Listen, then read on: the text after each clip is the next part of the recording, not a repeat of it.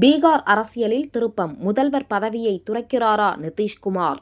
ராஜ்யசபா செல்ல விரும்புவதாக உருக்கமான பதிவு.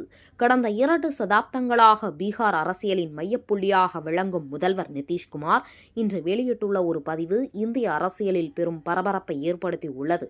தான் மாநிலங்களவை உறுப்பினராக இருக்க விரும்புவதாகவும் அமையவிருக்கும் புதிய அரசுக்கு தனது வழிகாட்டுதல் இருக்கும் என்றும் அவர் தெரிவித்துள்ளார். தொடர்ந்து பேசிய அவர், கடந்த 20 ஆண்டுகளுக்கும் மேலாக என் மீது நம்பிக்கை வைத்து ஆதரவு அளித்த பீகார் மக்களுக்கு நன்றி என்றும், உங்கள் ஆதரவால்தான் பீகார் இன்று வளர்ச்சியின் புதிய பரிமாணத்தை எட்டியுள்ளது என தனது நன்றியை பகிர்ந்துள்ளார். மேலும் பேசிய அவர், எனது நாடாளுமன்ற வாழ்க்கையின் தொடக்கத்திலிருந்தே ஒரு ஆசை இருந்ததாகவும், அது நாடாளுமன்றத்தின் 2 அவைகளிலும் உறுப்பினராக வேண்டும் என்றும், அந்த ஆசையை நிறைவேற்ற இந்த முறை மாநிலங்களவை உறுப்பினராக விரும்புகிறேன் என்றும் தனது அடுத்த கட்ட நகர்வை அறிவித்துள்ளார். மேலும் மிக முக்கியமாக அமையவிருக்கும் புதிய அரசுக்கு எனது முழு ஒத்துழைப்பும் வழிகாட்டுதலும் எப்பொழுதும் இருக்கும் என்று குறிப்பிட்டுள்ளார். இதன் மூலம் அவர் முதல்வர் பதவியை விட்டு விலகி டெல்லி அரசியலுக்கு செல்லப்போவது கிட்டத்தட்ட உறுதியாகியுள்ளது.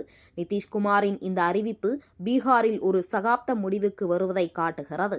அவர் மாநிலங்களவைக்கு செல்லும் பட்சத்தில் பீகாரின் அடுத்த முதல்வர் யார் என்ற கேள்வி எழுந்துள்ளது. பாஜக ஜேடியு கூட்டணியில் புதிய முதல்வர் விரைவில் தேர்ந்தெடுக்கப்படுவார் என எதிர்பார்க்கப்படுகிறது. மேலும் தனது மகன் நிதிஷ்குமாரை அரசியலுக்கு கொண்டு வருவதற்கான ஒரு முயற்சியாகவும் இது பார்க்கப்படுகிறது. பீகார் அரசியலில் அடுத்த சில நாட்களில் மிகப்பெரிய மாற்றங்கள் நிகழ வாய்ப்புள்ளது.